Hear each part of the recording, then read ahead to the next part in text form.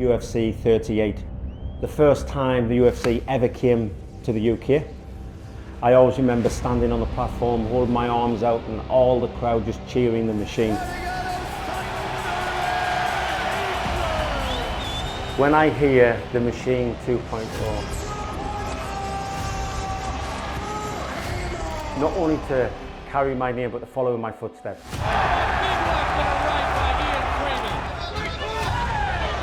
Solid right hand there from Freeman.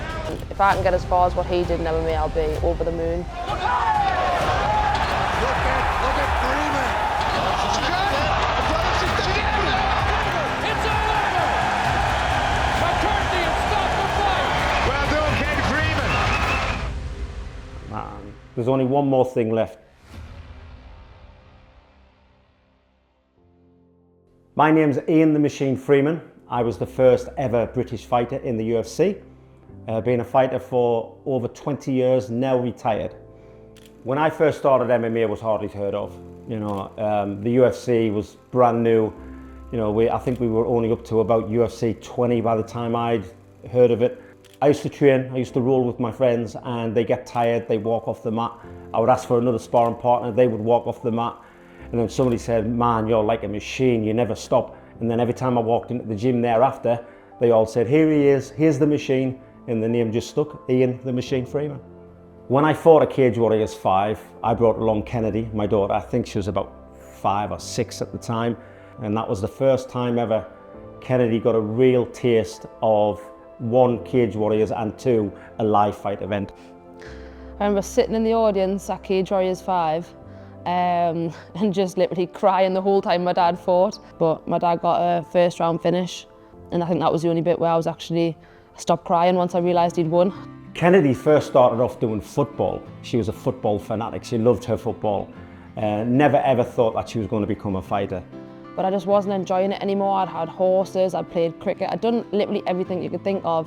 And then when I seen fighting, it just lit like another spark in us, and went home, told my dad about it, and started at a kickboxing gym on the Wednesday. And then I'd done 2 years at a kickboxing gym, but it was like above waist kickboxing, like point style stuff.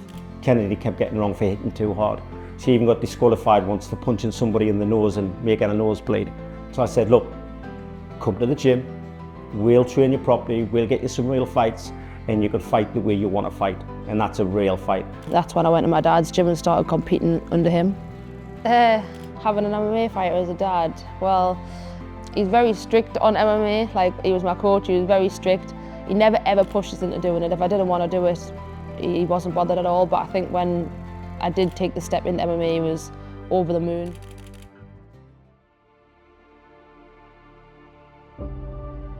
So I had a 5-year break from MMA, and then I've got something called hip dysplasia, so I had a surgery on that. Had really bad influences around us in my life at the time.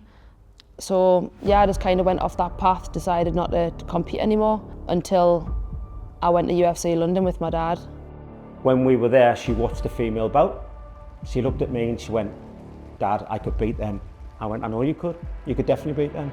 I just sat there and I seen the level of girls fighting, and I just thought, what a waste my talent has been for the last 5 years. Like, that could have been me in there doing that, and yeah, it just switched something in my head that just made us think, I need to get back to this. So she found a great coach at Roker Roughhouse, and that was with Josh Abraham. I couldn't think of anyone better. We already had such a good connection as friends. So I went up to Roker Roughhouse, had a couple of sessions, and I just fit in so well, and I could just see how much effort Josh was putting in, and I just decided this is where I was going to have my home. I first met Kennedy when I was 14, because we'd both just been fighting forever and ever and ever and ever. Then we just kind of got friends through that, and then been friends for years. And now I'm coaching her and I have to put up with her full time. So my Cage Warriors debut was, I couldn't have asked for anything better.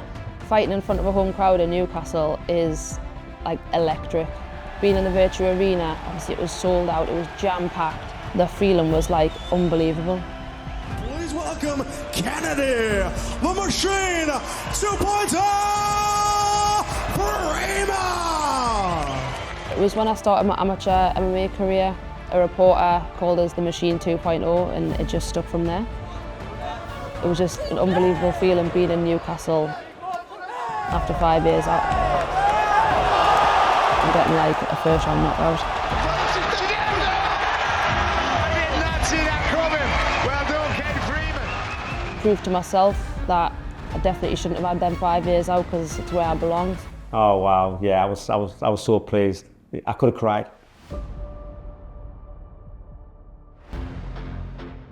Cage Warriors 172, she has a bigger and better opponent. It was my first fight, I'd say, against like an established grappler. I watched her fights before and you know, she was taking people down with ease and finishing them on the floor. The game plan for Kennedy's last fight was to stop her opponent taking her down. Explosive Kennedy Freeman. Nice elbow from Freeman there, and that brings the crowd to life. Could have been a frustrating like 3 rounds for Kennedy. We knew she was going to be wrestling and I was going to have to throw knees and elbows, but Josh said just be patient and like that knockout would come, and it did. I've seen the whole time, like the whole throughout that girl's fight. There's a shot we could have caught early and she caught it perfect in the last round and finished it. The crowd roaring behind Freeman. Lespano enjoying herself in there. Planted my feet in the middle like Josh said, and I seen her wobble and I just thought, yeah, this is it, this is the finish. She's effective. There you go. She's on referee legs. She's on Unbelievable. So yeah, the gum shield goes into the crowd. I jump up on the cage and just get filled with emotions. She cost us a fortune with those mouth guards.